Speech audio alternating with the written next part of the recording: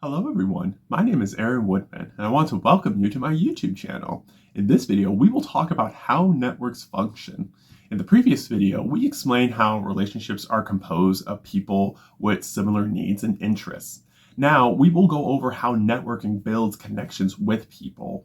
I will explain how we go from individuals who don't know each other to people who can help one another, which is important for establishing a connection with someone. Let's begin by going through the truths about how networks function and how to get the optimal benefits from them. The first truth is that merit is necessary but not sufficient. The concept of necessary but not sufficient means something is required to get yourself started with a thing, but it is not enough. In this case, merit is required, but it is not enough for networking. You have to show you are competent.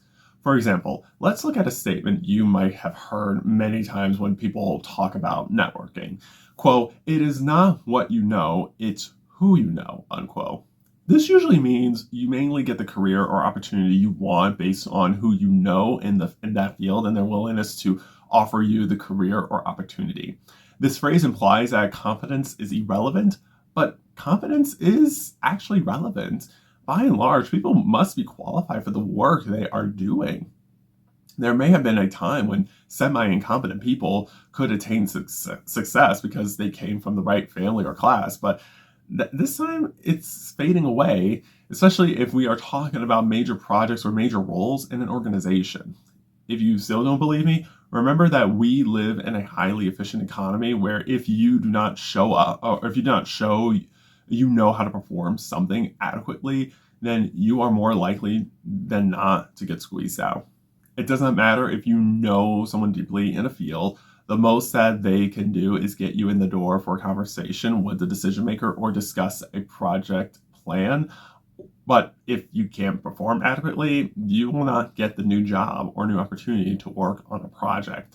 So merit is good for getting people's attention, but you need to show you can truly get work done for them to build a connection with you. The second truth is that the professional world is more democratic than you think. Building professional relationships can seem intimidating, and it is not always easy. It is often not obvious how to do this effectively, especially when you are young or if you are the first from your family or community to be working in a particular profession. But it is possible. Our society is democratic when it comes to social connection in terms of going up and talking to someone or reaching out to someone who is outside your existing set of relationships. No one is going to stop you from networking or tell you that you are weird for trying to meet people you do not already know. You won't necessarily get what you want, but no one will ask you for a permission slip. You will not get penalized for trying to connect with someone. The worst that can happen is the other person can say no to you or not respond, but that is okay. You have to let them choose to respond to you, and whatever happens, it is up to you to decide how you want to proceed. If they respond and want to talk to you, then great. Still, you will not get in trouble for trying to network with someone, especially if the networking attempt does not go the way you want. We all have the freedom to decide who we want to communicate with. The third truth is how you say things matters. It is important that you prepare yourself with what you want to say to people. You are connecting in when you are connecting in professional relationships, you are trying to be understood in a certain way. You want people to understand your capabilities and interests, your goals, your questions, what you are looking for, and what you can offer. This is particularly true when you don't know people very well or have limited time with them. You want to take into account what professional environment you are in and how you want to frame your statements to fit that environment. So here's how you can get started with this. One, you could be general or specific. An example of a general statement is, quote, "I'm interested in taking my leadership to the next level," unquote. An example of a specific statement is, quote, "I want to learn how to apply for grants to pay for a college touring trip that I can bring students to," unquote. Two, you can ask directly or indirectly. An example of a direct statement is, quote, "Would you please introduce me to the CEO of your organization," unquote. An indirect statement is, quote, "I would like to meet with whoever is in charge of your organization," unquote. Three, you can convey deference or self-possession. An example of conveying deference is, quote, "I've followed your career for many years and I'm aware of your contributions to the field," unquote. An example of conveying possession is, quote, "I am organized and reliable and I know I can add value to this project," unquote. 4, you can stick to an agenda or be relaxed in a conversation. An example of sticking to an agenda is, quote, "I would like to circle back to our second objective. We have not yet come to a decision on the next steps, and I would like to do that, please," unquote. An example of being relaxed in a conversation is, quote, "What? You went to the amusement park last week? What was your favorite part?" unquote. 5, you can be curious about others. An example of expressing curiosity is, quote, "Can you tell me more why you like working as a lawyer?" unquote. 6, you can express yourself or be aware of what the audience is experiencing. An example of expressing yourself is, quote, "Then I got sick again, and I was more annoying than anything else because I missed a banquet," unquote. An example of being aware of what the audience is experiencing is, quote, "I want to pause and ask what you are thinking or feeling right now," unquote. These are a few kinds of statements you want to keep in mind that could fit certain environments and conversations, and that not all of these are one-size-fits-all options. The fourth truth is networks grow and become more valuable over time. The more you invest in your network, the greater the benefit they will be when you are older. Here's why. First, your network will grow since you will continue to meet new people as you age. People are clustered around institutions and situations, work, school, neighborhoods, and so on. Each time you enter a new one, you will have access to more people with whom you have something specific in common. Social media has made it easier to keep in contact than before. Once you make a connection with people on social media, especially LinkedIn, you will be able to see what they are up to, no matter how many opportunities they accept, and vice versa. Second, your network will have more to offer you as you get older. People tend to become more successful, more influential, and wealthier as they grow older. Not all people, but a lot of them. Their own networks age and deepen.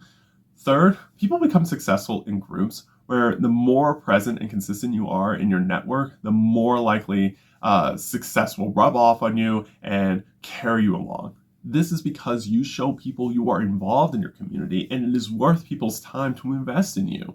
The fifth truth is that you must harness the strength of weak ties. The term strength of weak ties was coined by sociologist Mark Vetter, where he examined people's personal ties and defined them as strong or weak. A weak tie is someone you don't know very well at all, or who you once knew but with whom you have fallen out of touch. They don't show up much in your day-to-day life or are somewhat peripheral to your main activities. In contrast, strong ties are people with whom you have ongoing exchanges. You run into them a lot, or it's natural to send them a message, make a call, or stop by their home or office. To identify who your weak and strong ties are, you can list all the contacts you have and see how close or distant they are from you.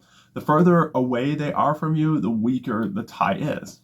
Weak ties they do not mean those people are insignificant, unfriendly, or hard to contact. It just means they are a little less part of your daily life than strong ties. So why should you rely on your weak ties? Well, Graham Voter discovered that people who relied on their weak ties were more successful than people who relied on their strong ties. They got more job offers with better salaries, and they had greater job satisfaction. This can go beyond searching for a new job. It can also include organization development, fundraising, recruitment, and even making new friends. Let's look at some examples. You see a former classmate after a few years and mention you want to get a master's degree in political science.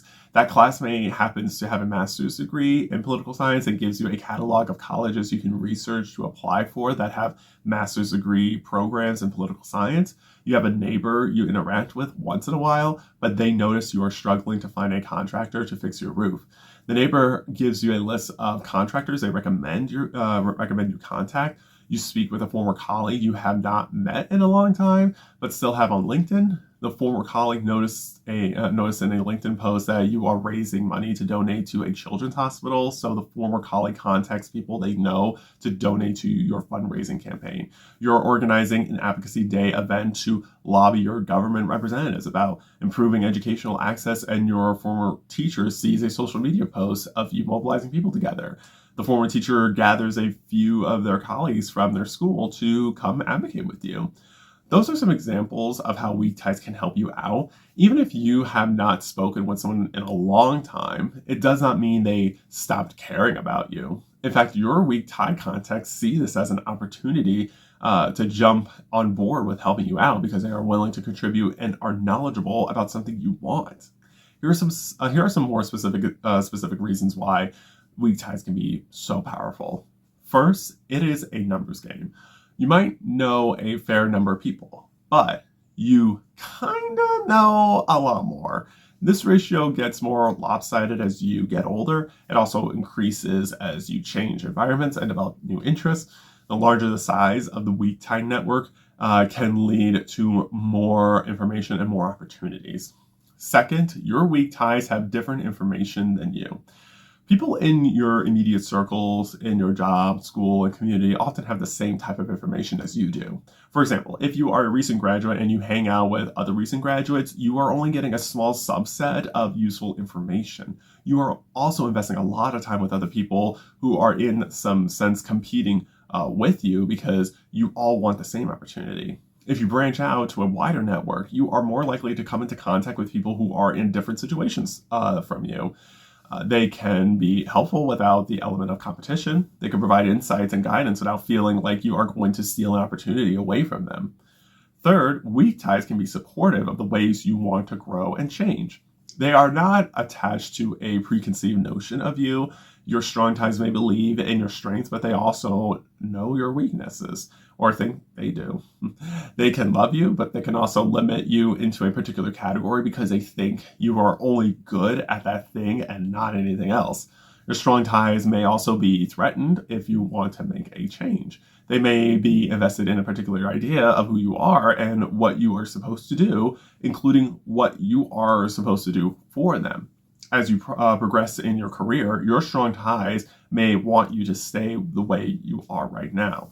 Again, they have this specific vision of you, and they want to keep that vision for as long as they can because they have a certain perception of you compared to weak ties who are flexible with what you want to do with your life.